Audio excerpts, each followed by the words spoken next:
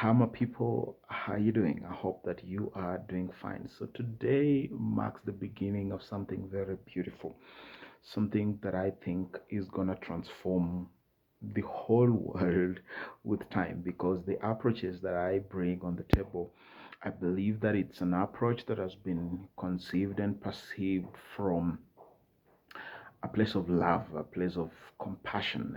And I strongly believe that what I bring on the table is something that is going to transform individual lives and then, will transform lives at family level, will eventually transform communities. And I believe that progressively, if we cascade all that, we probably might just get to a point where we have better countries, societies, and a better world if these concepts would get appreciated over time and they are meant to be the norm and the culture within our environment. So, what exactly am I talking about? I have taken a multifaceted approach. So, I am transcending beyond religion, I'm transcending beyond even psychology. I'm transcending beyond culture.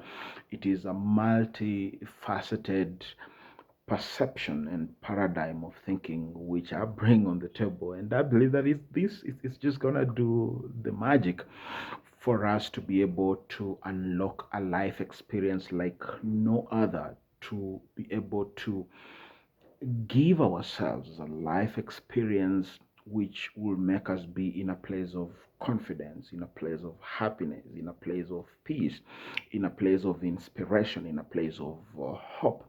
Why? Because we will be able to know who we are, where we are, what we represent, and what we have cumulatively made ourselves to be, either through our own actions, through our own thoughts, through our own patterns, but also through environmental factors that have contributed to who we are today. But after establishing who we really are and what makes who we are, and I'm just trying to be basic here, then we ask ourselves whether we are happy in the first place. And then happiness can be defined differently, but I want us to be able to look at happiness and assess levels and indices of our happiness against what we know and against what we do not know. So, what I mean is that my masterclass will then use a lot of tools available to us to be able to do the following three things sequentially, and there are three in number. So,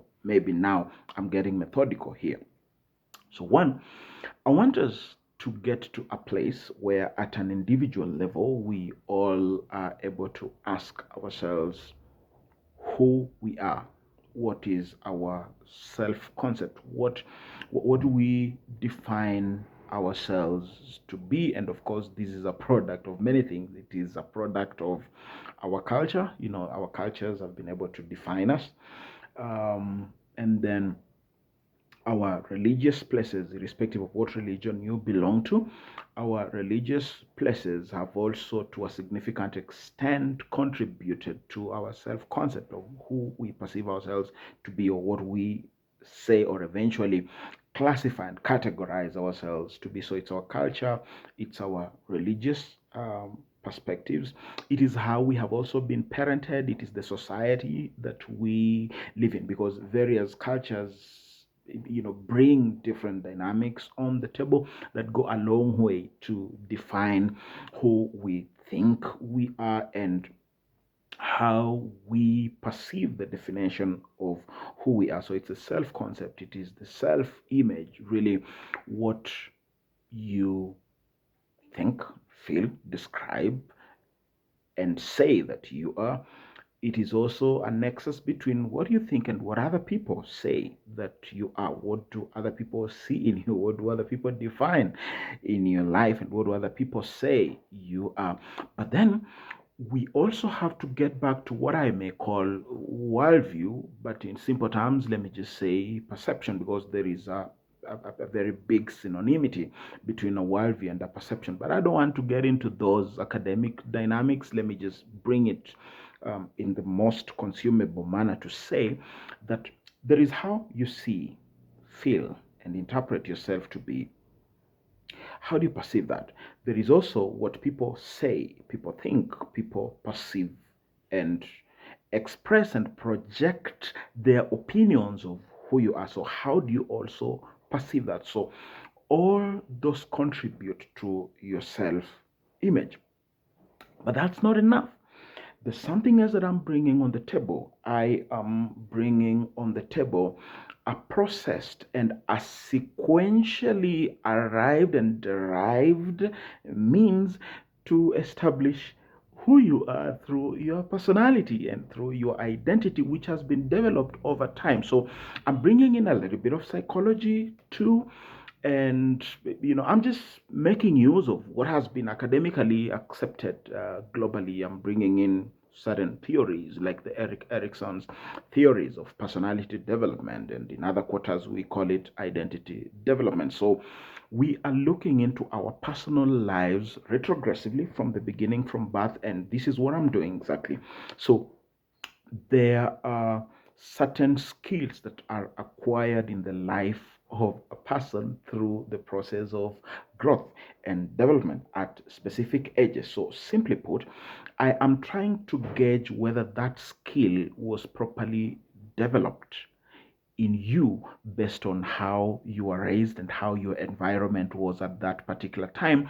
Because to be able to establish our levels of happiness and the how much we are at peace and in synchrony with ourselves, because our intellectual orientation and our social exposition make us want to believe certain realities, but then we realize it's not happening, it is not in sync. We realize that there is a conflict. So we go to church and we get ministered to, and we are given a certain point or a certain direction of what we are expected to be. But then in real life, we realize that we are in conflict with all these, as much as that's where we want to be. We get all these academic knowledge and professional polishing and characterization of our life experience, and we feel like we are well placed in the corporate place. We are growing in career, we are achieving some of our life goals, we're bringing in the money, we are being able to acquire property like we love, we are achieving certain things that we have perceived in our minds as the levels and stages we need to go through.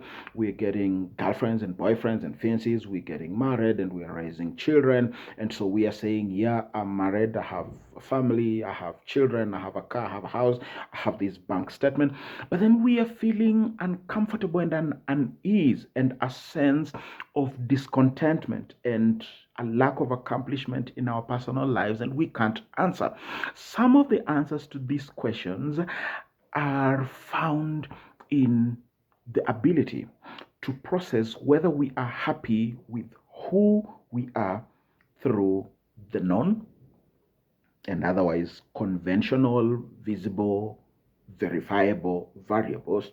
But what I bring on the table is to give you a mirror. So some people say your past doesn't matter, but the truth of the matter, if you listen to any serious psychologist, they will tell you that the subconscious person, the psychological person, is significantly present with you. That even as you grow in academia, there are certain things that you conquer through the knowledge, skills, habits, and patterns and disciplines that you have acquired through your academic process.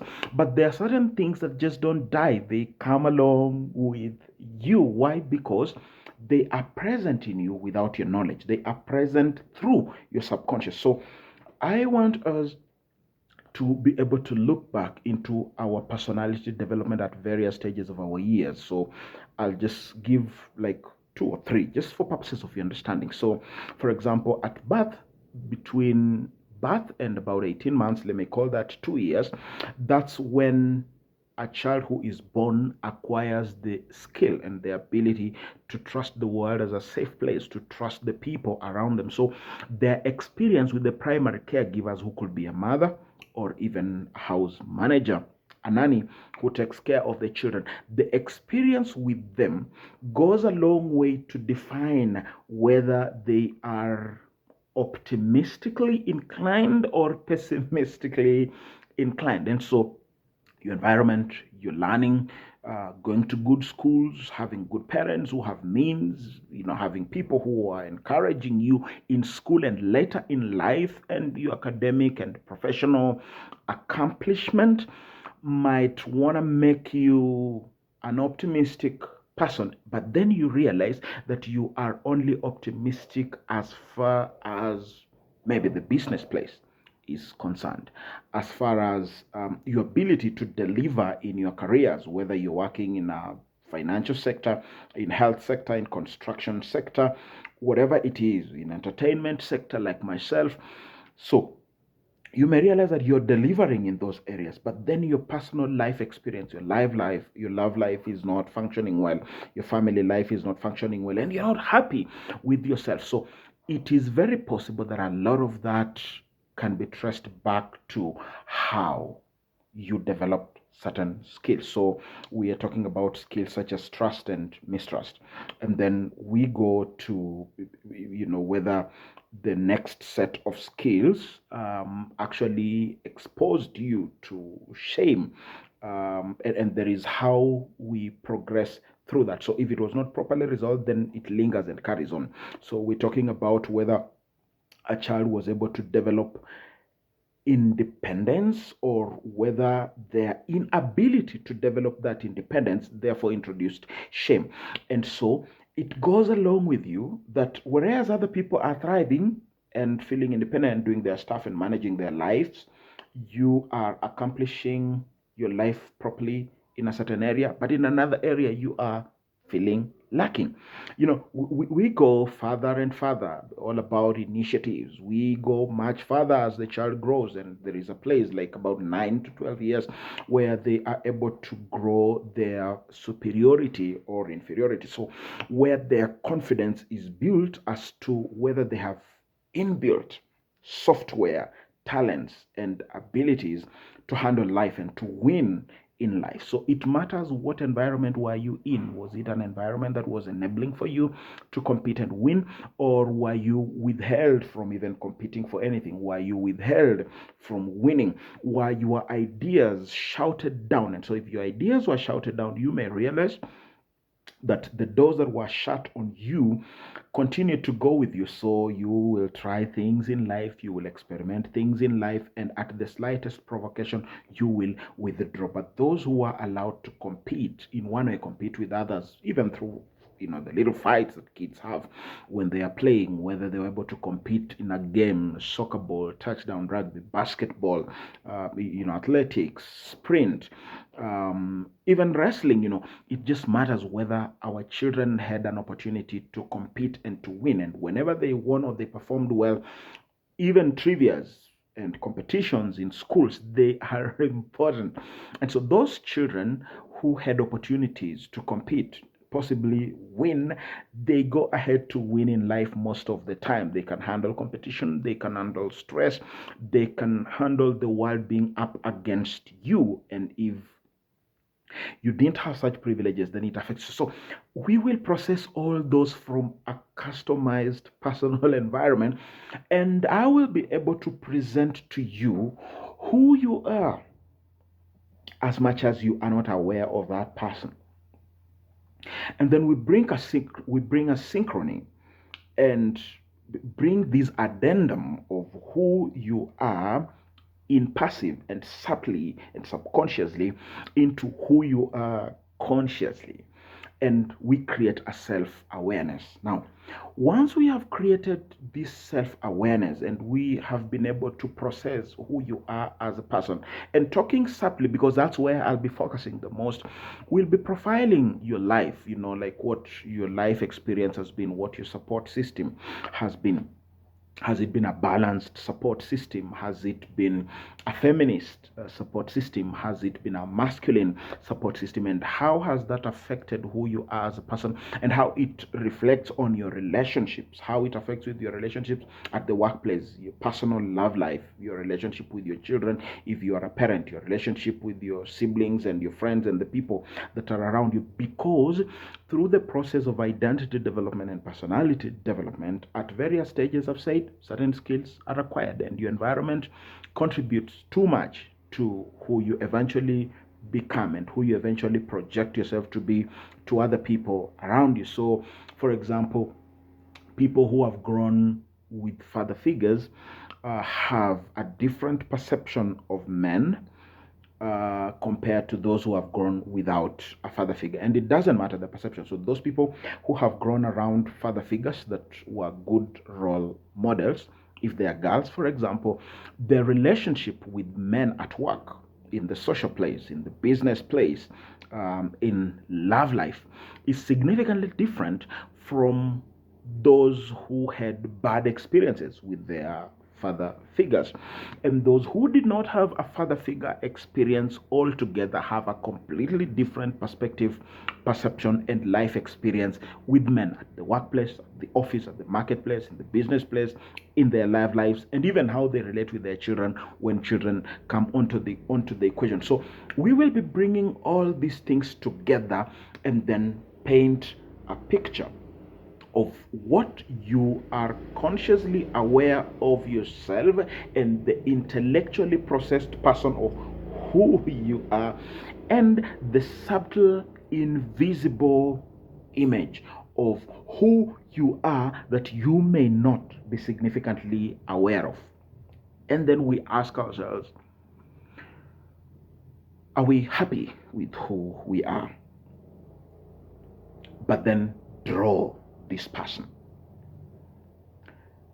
Now, something that I've not mentioned is also, what's your personality? What's your personality? Are you a sanguine? Are you a choleric? Are you a phlegmatic? Are you a bearer of more than one personality traits? And then we'll be asking ourselves, like, so if you are a phlegmatic, what's good for you? How do people perceive you? How do you project yourself to people? What environments do you thrive in? What work environments do you perform the best? What work environments do you perform the worst? How do you perceive it when people project themselves to you in a certain way, whether it's a boss, whether it is a workmate, whether it is your spouse, whether it is your friends, when they behave in a certain manner, when they project themselves in a certain manner, when they talk to you in a certain manner, when they do things to you in a certain manner, how do you perceive that? How do you respond to it? And when these energies are brought to you and are projected to you by the people around you, is it good for you? Is it harmful for you? Is it healthy for you? Is it unhealthy for you? Does it make you sick? Does it make you a better person? Now, we'll be talking about, if we're talking about love relationships, we'll be talking about your love language and what environment do you find yourself in. So, how do you express your love? Because love language has mostly been discussed in terms of uh, what people want to receive. So, like in the place of psychology, when you ask somebody what's your love language and somebody says my love language is attention, they actually mean that their love language is somebody giving them attention.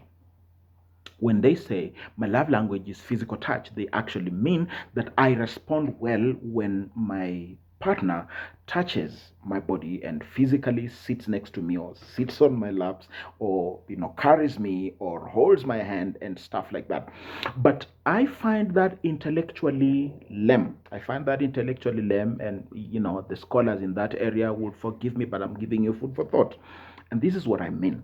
I have actually discovered that what people want to receive is not exactly what they give. And what they give and what they do and feel that they have expressed themselves is also their love language. So, for example, somebody may love that you touch them, but then they don't express themselves through touching you. Food for thought. So, for example, somebody may say, my love language is attention. And I have practically friends, whom I've had these kind of discussions with. And somebody says, my love language is attention, especially women. And they say, I just want him to give me attention. I just want him to be physically there. I want him just present, even if we are discussing nothing.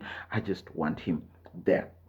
But they are in need of that for themselves. And once they have acquired that attention, they were not there because they wanted to be attentive to you. They were there because they wanted you to be attentive to them.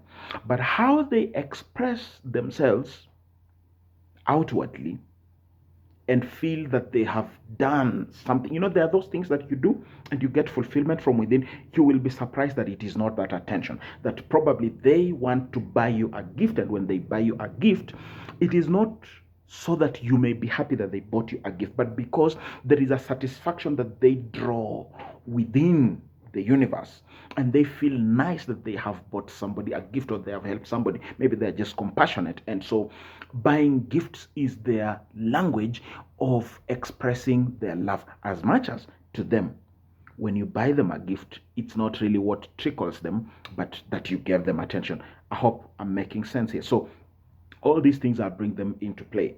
Now, then we will be asking ourselves, where do you want to go? What are your goals? What life experience do you really want? What kind of a person are you? What's your mission in life? And for example, we start by asking, do you even have that mission in the first place? Do you have a purpose in life? Have you been able to define a purpose for your life? Because one's purpose in life is tied to their happiness and satisfaction. And when one is not serving their purpose through their actions, they feel a bit restless. So, for example, there are people whose purpose in life is not necessarily to go out there and make money, but probably just serve a certain aspect of life, serve humanity in a certain aspect of life, show compassion and all that. And so they have to struggle between earning a living so that they can survive and expressing themselves in that place of compassion and humanitarianism. So eventually you realize that you must first of all be aware that your purpose in life is to be this humanitarian. I'm just using an example because that's me, that looks like me, to be a philanthropist and to be a humanitarian. But then you realize that there is no free money out there that can sustain me and facilitate me through my pursuit of purpose. So there are a few people who, in the process of serving humanity, that process of serving humanity ends up to bring money to them and enables them to continue doing that particular mission. But there are certain people who may have to go out there and hustle, work, earn money, and then with the money they have, first of all, make themselves survive, pay their bills, and make themselves comfortable, including investments and all that. But then a portion of that money must, as a matter of fact, be set aside to enable them to meet that. So there comes a conflict between their career and their hobby. So their main purpose becomes their hobby, but then they have to create a career out of something else until they find a balance. And this type of people are the people I would like to help to, strike that balance. And if you're not happy with yourself, then we ask ourselves, what do we do? But before we go there, it is important that the next avenue I'll be trying to explore is, where do you want to go with your life? What is your purpose? If you don't have purpose, then we help establish that. If you have purpose, and then we'll be trying to argue, how exactly do we make ourselves happy? If we are not happy with our life experiences, how do we make ourselves happy? And most people are unhappy because of three things. One, because they are not in that synchrony with their purpose in life. They know their purpose and they're not in synchrony with it, or they don't know their purpose and therefore they are unhappy. Two, because they are in an environment that does not support their happiness, or an environment that is constantly obstructing their ability to get to their place of happiness. I don't know if I'm making sense. Either they are being obstructed from attaining and going into the direction of their happiness, or they're just unable to find it.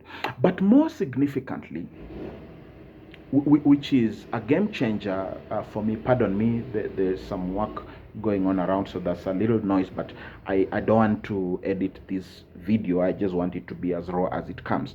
So I will close by saying that the other reason why people are not happy with themselves and are not happy with their lives is because they are being abused and therefore being made sick emotionally, mentally, and maybe even physically.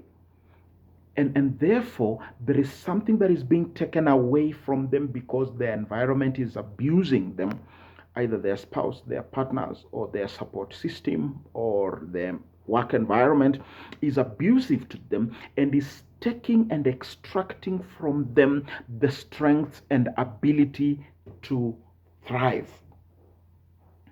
The other alternative is that, remember, through the process of establishing who I am, I say that the experiences of life that we have had bring unto us deficiencies, and they create trauma and losses and pains along the way.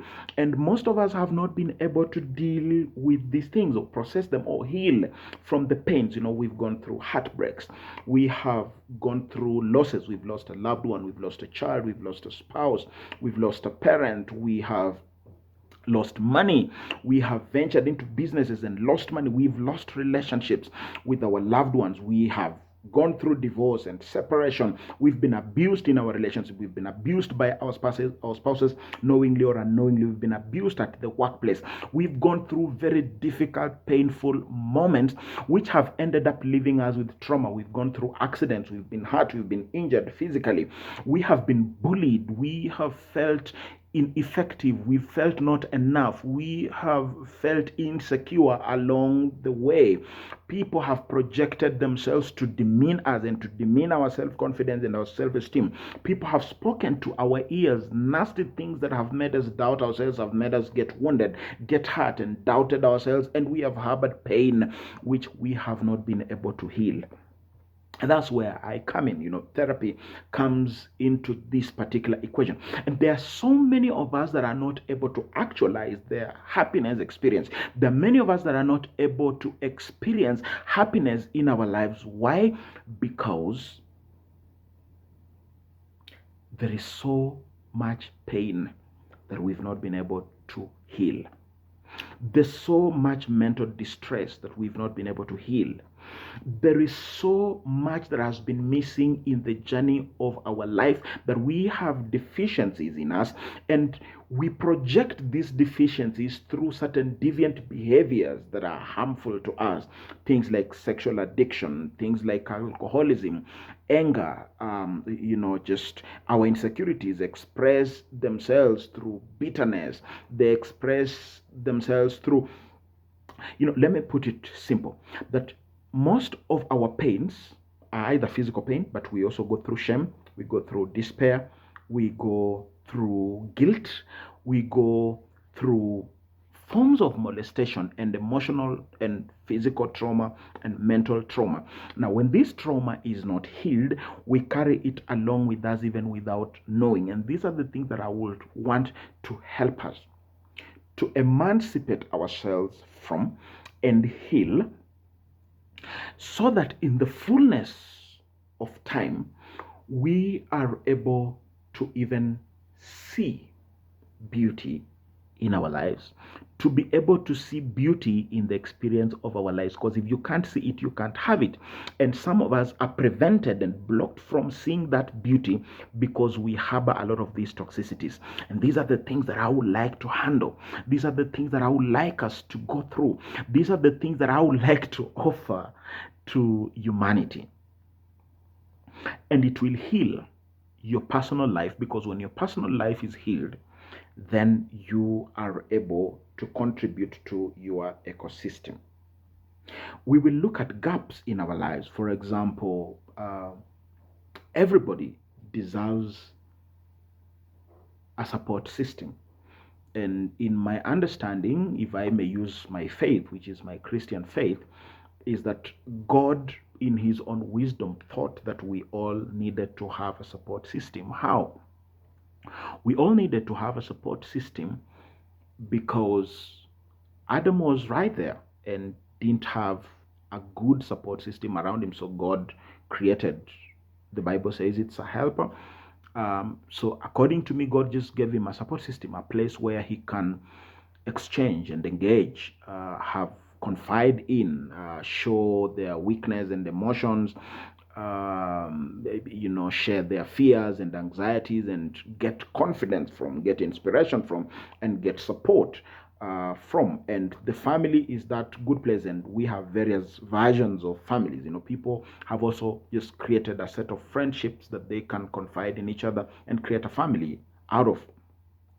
So, what am I trying to say? I'll be trying to analyze the support system that you have, if you have any. Because some people do not have a support system. And so, when pressure comes, because life is full of crisis day in, day out, when you are not able to fall back to something, that's how you get into depression. Because when the weight is too much on you to bear, you have nobody to help you carry, or nobody to offload to, who can carry on your behalf, or who can give you the impetus and the strength to carry on.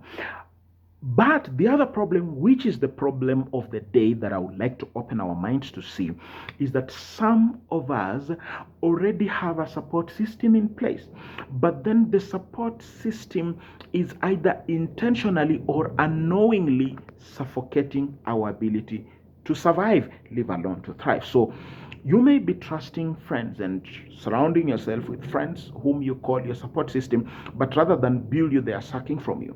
You may be confiding even in your own spouse, and I'm being serious here, even in your own spouse, who in practical terms is not a good support system. You could be married to a spouse who is toxic to your own existence, who is obstructive and destructive to your own existence and ability to thrive.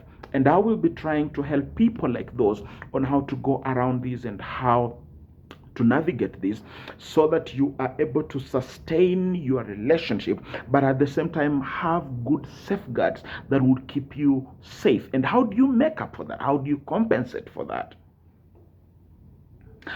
I'm talking about people who have created the support system around family, your brothers, your sisters, even your parents, but it's not serving the purpose. And so I'll be talking about how you can navigate that, how you can circumvent that circuit, so that you are able to thrive and still keep that as a necessary support system. Because indeed, there are times when that support system will have to count. The support system of your spouse, there is a time where it will count that you live with them, and you just have to survive and find a way to alternatively compensate for that energy that you are missing from the support system that has been naturally created to be presented to you in a setup that you are hostage in.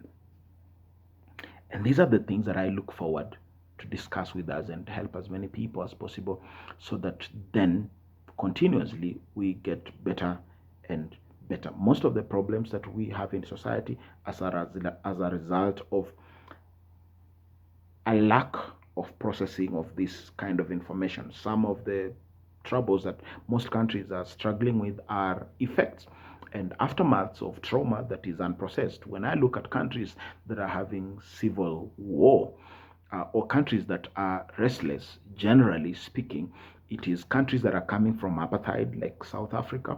And so, because nobody really cared to help them treat that anger and frustration and deprivation and the feeling of suppression and apartheid, nobody is seriously helping them to heal. Instead, they're victimizing them and putting them into prisons. Countries that are fighting from oppression, South Sudan, secession from the bigger Sudan, it's because of a cultural system that was oppressive to them. And so nobody is giving them that first-hand assistance that they need and taking them through the process of healing and being able to neutralize that trauma and the negative and toxic energies that exist in the psychological person. And so the country will continue going in vicious cycles until they are able to heal. That's the only way and the only time they will be able to start rebuilding their personal lives and then rebuilding their families and rebuilding their communities. Countries and communities that go through war, people have, and I'm talking about countries including Somalia, even Kenya.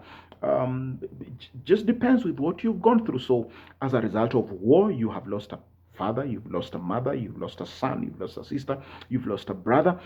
You go through moments of loss, but you have never been deliberately assisted to heal from that trauma. So, carrying forward, it carries along with you, tags along with you.